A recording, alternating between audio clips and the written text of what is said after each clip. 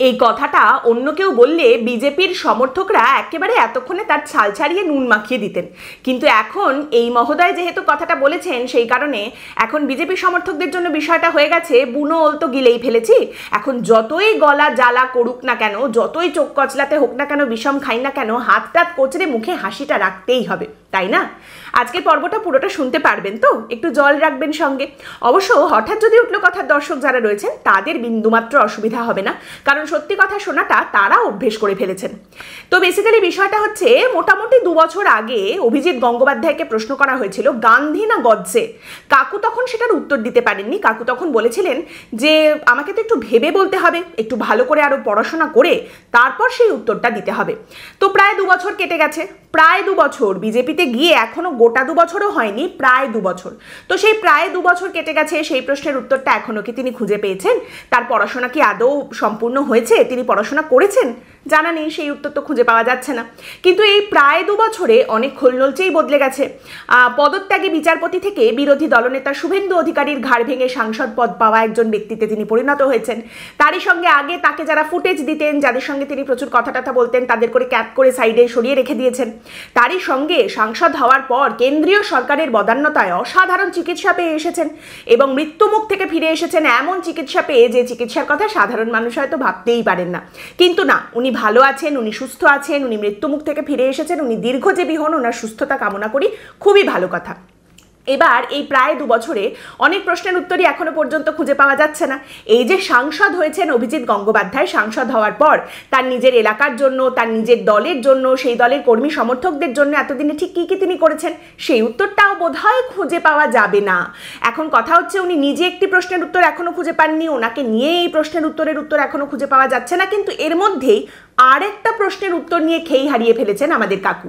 এবং এখন তাকে যে প্রশ্নটা করা হয়েছিল সেটা খুব সরল এবং স্বাভাবিক একটি প্রশ্ন। তাকে প্রশ্ন করা হয়েছিল যে আচ্ছা, আপনার কি মনে হয় পশ্চিমবঙ্গে বর্তমানে যে বিজেপি রয়েছে সেই বিজেপি পশ্চিমবঙ্গের বর্তমানে যে তৃণমূল কংগ্রেসের সরকার রয়েছে সেই তৃণমূল কংগ্রেসের সরকারকে সরাতে পারবে, সরানোর ক্ষমতা রয়েছে, বা আদৌ পশ্চিমবঙ্গের বিজেপির সেই ইচ্ছাটা কি রয়েছে যে তারা তৃণমূল কংগ্রেসকে সরাবে? এর উত্তরে অভিজিৎ গঙ্গোপাধ্যায়ের বক্তব্য হচ্ছে, তৃণমূল কংগ্রেসকে বিজেপি আদৌ সরাতে চায় কি চায় না সেই প্রশ্নে আমি এখনই যাব না, সেটা একটা গভীর প্রশ্ন, তবে সেই প্রশ্নে আমি হয়তো কয়েকদিন বাদেই যাব, এখন সেই প্রশ্নে যাব না। অর্থাৎ বিজেপির সাংসদ অভিজিৎ গঙ্গোপাধ্যায় কিন্তু এটা বলছেন না যে পশ্চিমবঙ্গের বিজেপির অবশ্যই ইচ্ছা রয়েছে তৃণমূলকে সরানোর। তিনি বলছেন বিজেপি তৃণমূলকে সরাতে চায় কি চায় না সেই প্রশ্নে কয়েকদিন পরে যাব। তবে এই মুহূর্তে তাহলে তিনি কি বলছেন? তিনি বলছেন পশ্চিমবঙ্গের তৃণমূলকে যে সরানো যাচ্ছে না তার দায়টা কিন্তু কেন্দ্রীয় সরকারের। বাংলার আতপ বা মিনিকেট সিদ্ধ পুরুষ, গরিবের মাসিহা, গরিবের বিচারপতি, বাঙালির ভবিষ্যৎ, পশ্চিমবঙ্গের ভবিষ্যৎ, এই সমস্ত জায়গা থেকে প্রায় 2 বছরে এখন এমন একটা জায়গায় তিনি দাঁড়িয়ে রয়েছেন যেখানে সাধারণ মানুষ তাকে নিয়ে খুব একটা আর চিন্তিত নয়, সাধারণ মানুষ তাকে খুব একটা পোছে না, এবং বিরোধীরা তো ছেড়ে দিন, তার নিজের দলের লোকজনও খানিকটা তাকে বাতিলের খাতাতেই ফেলে রেখেছে। মানে বিজেপির মনোভাবটা তাকে নিয়ে অনেকটা এরকমই যে কি আর করা যাবে, রাজনৈতিক এক্সপেরিমেন্ট করতে গেলে কয়েকটা এরকম ঘটনা তো ঘটেই। আমরা ওই একটা রাজ্যসভার সিট তো নষ্ট করেইছি, অনন্ত মহারাজকে সিটটা দিয়ে পুরো নষ্ট হয়ে গেল, আরেকদিকে লোকসভার একটা সিট এনাকে দিয়ে নষ্ট হয়েছে, কি আর করা যাবে।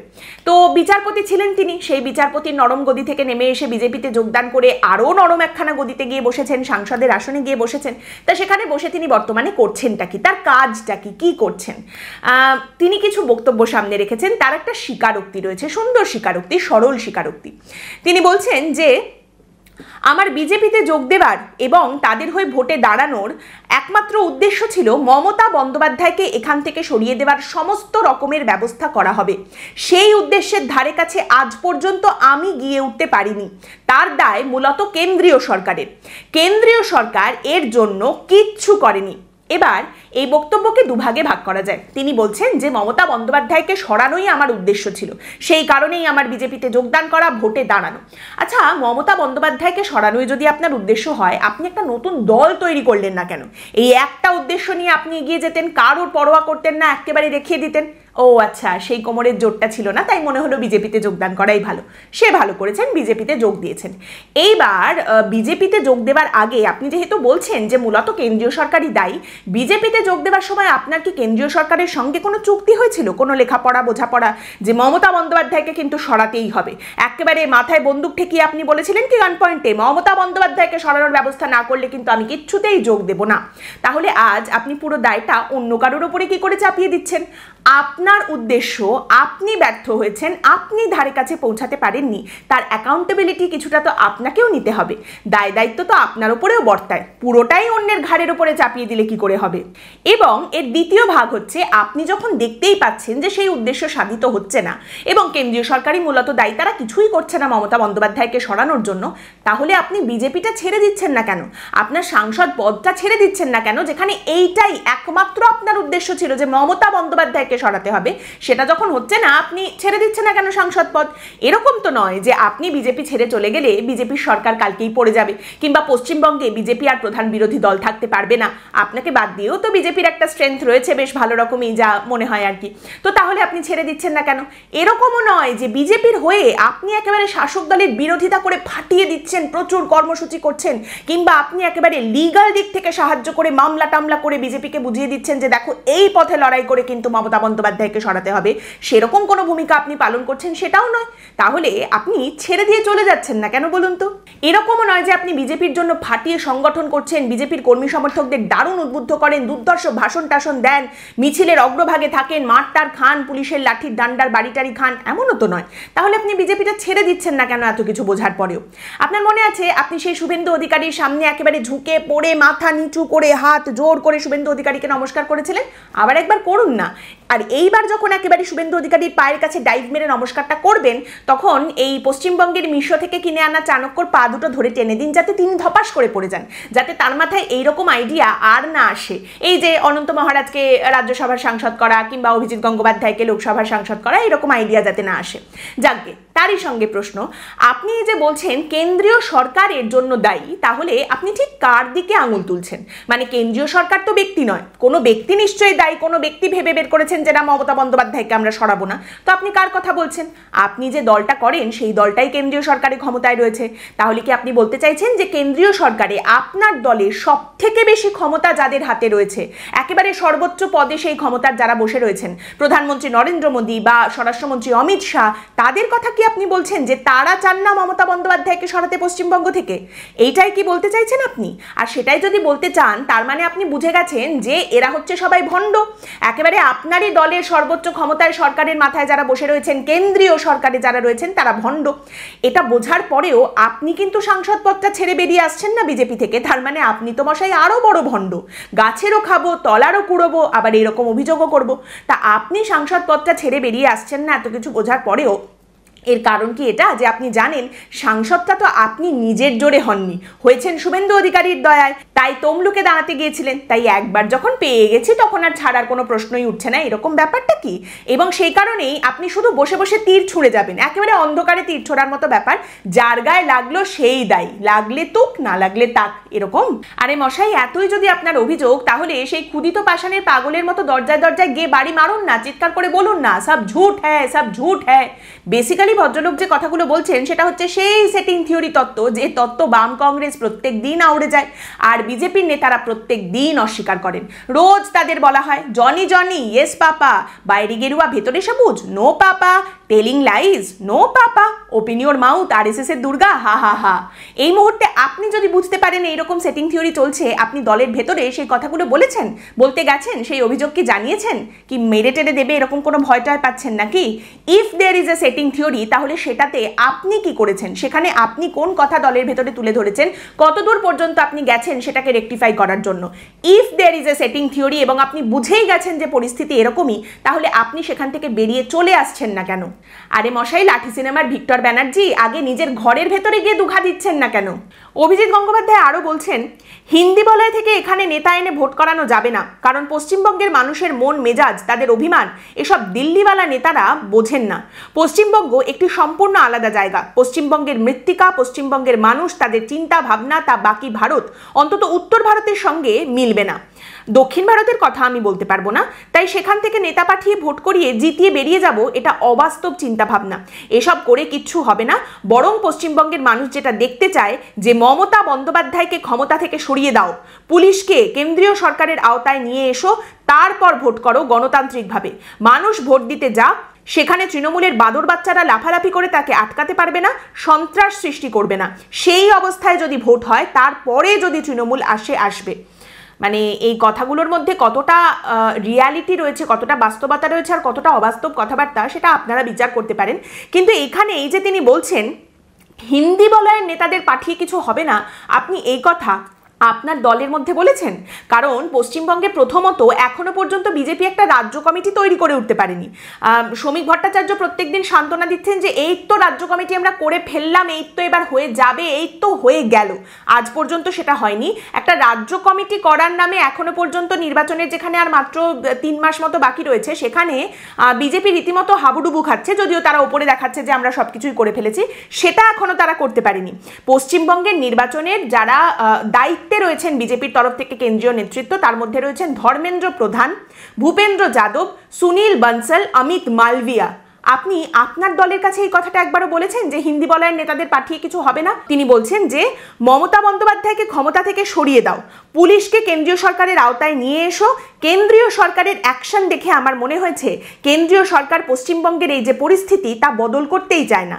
কেন্দ্রীয় সরকার যদি এই পরিস্থিতি বদল করতে না চায়, তাহলে বদল হবে না। কেন যে পশ্চিমবঙ্গের মতো একটা শাসনহীন প্রশাসনহীন রাজ্যে অন্তত 355 ধারা জারি করা হবে না, সেটা তো আমার কাছে একটা বিরাট প্রশ্ন। এই কথা বলছেন একজন প্রাক্তন বিচারপতি। এইখানে মনে হয় সকলেরই দুজন মানুষের কাছে ক্ষমা চাওয়া উচিত।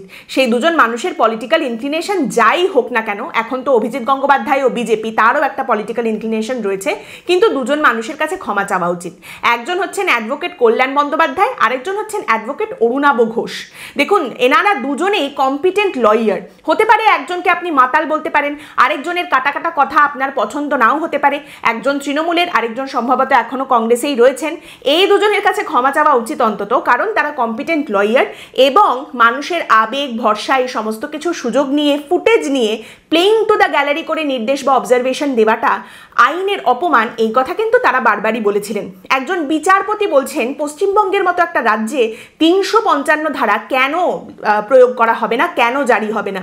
355 ধারাটা তো হাতের মোয়া নয় যে আপনি বললেই সঙ্গে সঙ্গে সেটা প্রয়োগ করা হয়ে যাবে। মণিপুরের মতো একটা রাজ্য, সেখানকার কি পরিণতি, কি পরিস্থিতি হয়েছিল সেটা সকলের জানা। সেখানেও কিন্তু এই 355 ধারাটা জারি করতে সময় লেগেছিল। কতটা সময় পরে গিয়ে তারপর মণিপুরের মতো রাজ্য, যেটা জ্বলছিল রীতিমতো, সেখানে রাষ্ট্রপতি শাসন জারি হয়েছিল।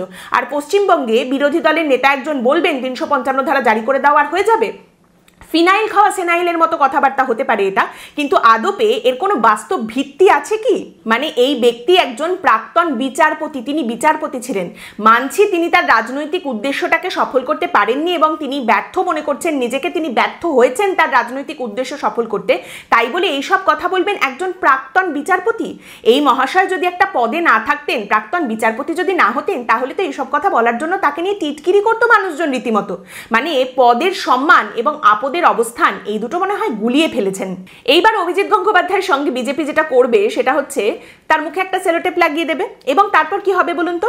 দেখবেন ওই যে লর্ড কুণাল ঘোষ একবার বলেছিলেন না যে সারদার সব থেকে বড় বেনিফিশিয়ারি মমতা বন্দ্যোপাধ্যায়, সেই কথাটা বাম কংগ্রেস যে কোনো টিভি চ্যানেলের ডিবেটে দেখবেন বারবার ব্যবহার করে।